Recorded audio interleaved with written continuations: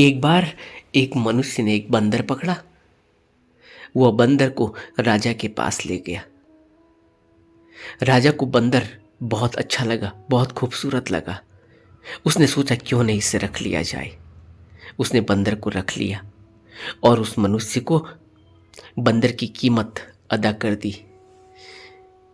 और जितना धन मिला था उसके साथ खुशी से झूमते हुए वह मनुष्य वहां से चला गया।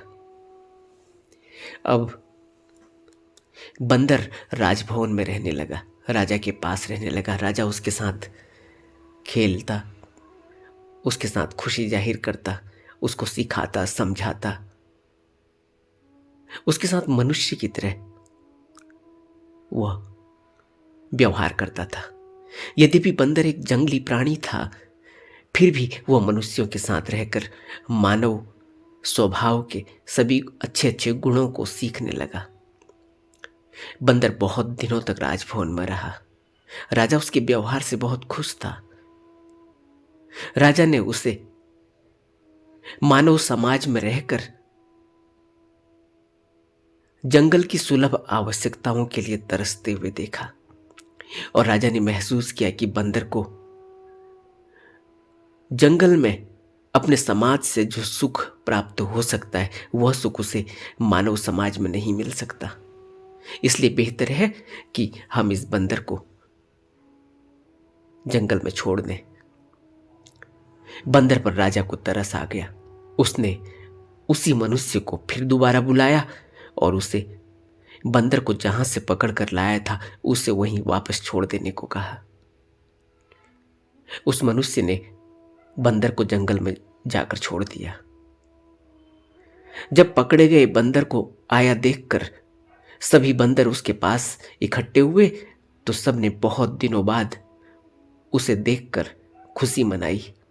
उसका समाचार पूछा, हाल पूछा और यह भी पूछा कि इतने दिनों तक कहाँ रहे, कैसा था, क्या था, कितनी परेशानी हुई। बंदर ने कहा, मैं राजा के पास राजभवन में था। तब सभी बंदरों ने पूछा, फिर तुम्हें राजा ने छोड़ा कैसे?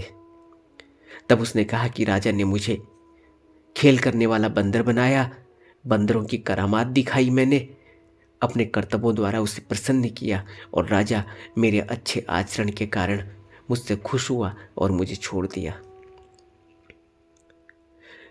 फिर आप तो मनुष्यों के बीच बहुत दिनों तक रहकर आए हो। मनुष्यों के समाज, मनुष्यों का व्यवहार, मनुष्यों के रहन सहन के बारे में कुछ बताइए।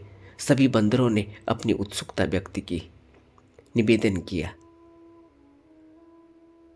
मनुष्य की करनी मुझसे मत पूछो, यह उस बंदर ने कहा। तब सभी बंदरों ने कहा कि आप ऐसा क्यों कहते हैं? हम लोग जानना चाहते हैं, क्योंकि मनुष्य जाति इस संसार में सबसे सभ्य और सबसे बुद्धिमान समझी जाती है। तब उस बंदर ने कहा, तो सुनो, मनुष्य एक जाति होते हुए भी अपने को कई जातियों में बांट कर रखती है। मनुष्य जाति, कोई अपने को ब्राह्मण कहता है, कोई अपने को क्षत्रिय कहता है, कोई वैश्य कहता है, कोई शूद्र कहता है। सभी एक दूसरे के साथ भाईचारे की तरह, हमारी तरह नहीं रहते। सभी अपने अपने स्वार्थ में लगे हुए हैं। उन्हें धर्म का कोई ज्ञान नहीं है। वे धन कमाना अपना धर्म समझते हैं। मेरा सोना, मेरी चांदी, मेरे पशु, मेरे बाल बच्चे, हर वक्त वो धन के पीछे ही लगे रहते हैं। वे हम लोगों की तरह एक साथ मिलकर नहीं रहते।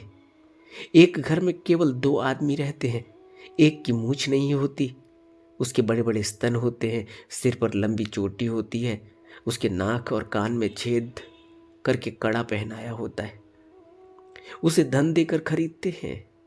वह सभी लोगों को कष्ट भी देती है। तभी बंदरों ने कहा, बस बस रहने दो मित्र, मत कहो मनुष्यों की करनी, यह बात सुनने योग्य नहीं है। सभी बंदरों ने अपने कान को अंगुली से बंद करते हुए कहा।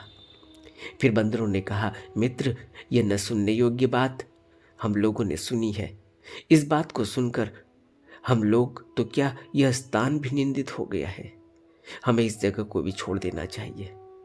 सभी बंदर उस स्थान की निंदा करते हुए दूसरी जगह चले गए जिस पहाड़ी पर वे इकट्ठे हुए थे। उसका नाम निंदित पाषाण शिला हो गया।